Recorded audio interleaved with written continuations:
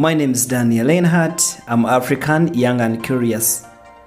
I'm interested as to why my corner of Africa is the way it is, how African solutions are making it better, and how I can get as many people interested in the tools available in improving their lives as possible. You will know me best as a scam buster. Scam busting is a passion. What's better than fighting scam is preventing scams. Every dollar scammed from Africa is a dollar stolen from the mouths and futures of Africans. You can't plan your future if you don't know your past. Now, I'm going to be teaching you a fair deal of history that I believe is important.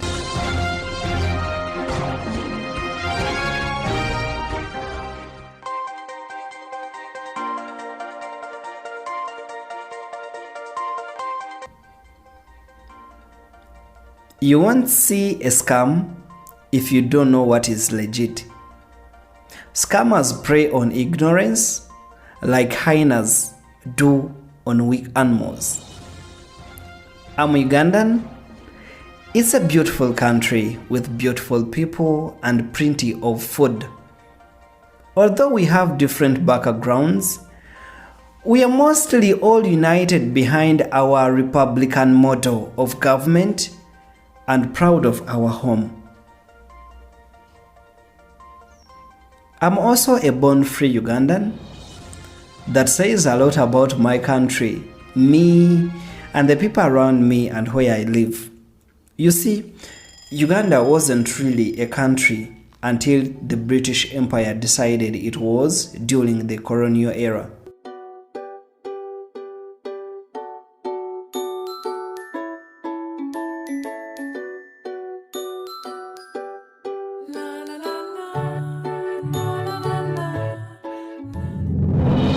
We had millennial-old traditions and proud histories, but one day, in the 1880s, suddenly, London was effectively our capital.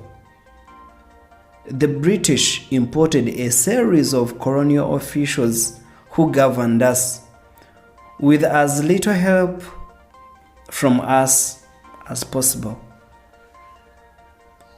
They imported a civil service,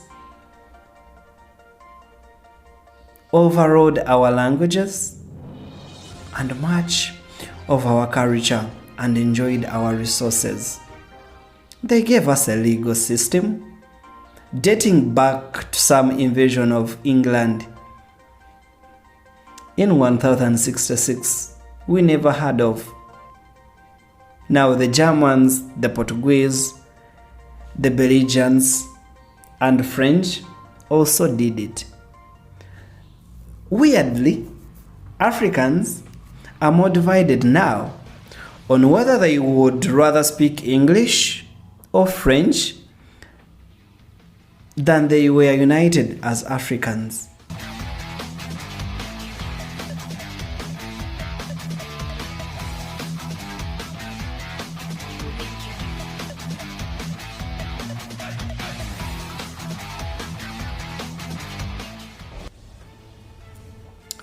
Then one day, the colonials simply left. And they did not only left, they left only a skeleton of what was needed to govern a country and run a financial system that would benefit everyone. This happened across the continent, and much at once, us born frees were left to pick up the pieces.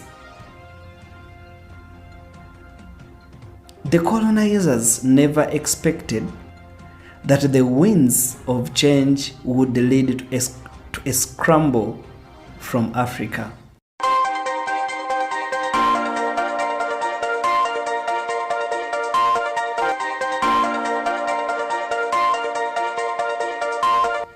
Our financial systems were largely as unprepared for what was to happen as our new governments were. Africa, although rich in resources, we had little experience of how to process them and not much money to build infrastructure. If our cleverest politicians and academics couldn't solve this, how was a freshly minted Ugandan, Congolese, Nigerian, etc. citizen meant to know how to look after and grow their money while becoming wealthier? Africans became poorer mostly. African solutions to African problems are what Africans do best. Now, we'll put the past behind for a moment.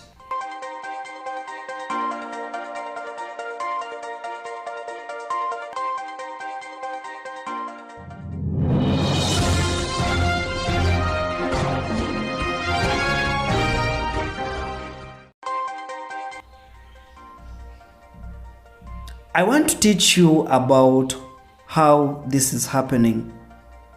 We'll touch on microfinance, local remittances, community saving schemes, our wonderful mega African growth settlement services, and how consortiums are helping us to leapfrog the digital divide.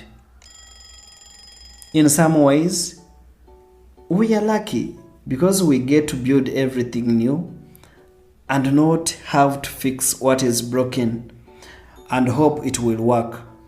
Now, in Uganda, for instance, nobody really cared when checks were disappearing because normal people never used them. We are going to touch on some unique African case studies, M-Pesa in Kenya, how Rwanda turned itself around, Stockvilles in South Africa, what happened when Nigeria decided to limit the amount of cash in circulation, and so on.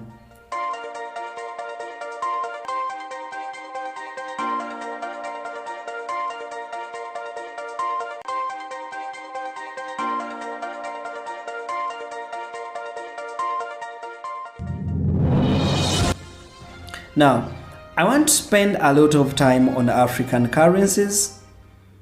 That could be the basis of 100 podcasts on its own. As fascinating as this information is, you can't eat it. Through bringing in experts and researching, I want to highlight how ordinary Africans can benefit from and drive these changes. I personally want to make sure that as few Africans as possible are left behind this time round. I have to start at the basis, of course. What is compound interest, for instance? How do financial institutions make money? And how can you leverage what they offer in your interest?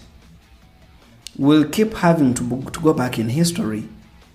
Interesting things are happening in East Africa politically that have a direct influence on my fellow Ugandans and fellow brothers and sisters across the region.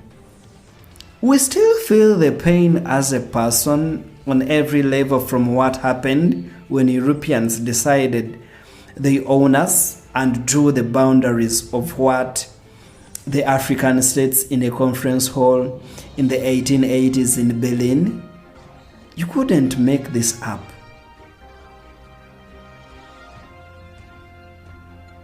Be that as it may, opportunities arise, and dealing with our own issues are head-on.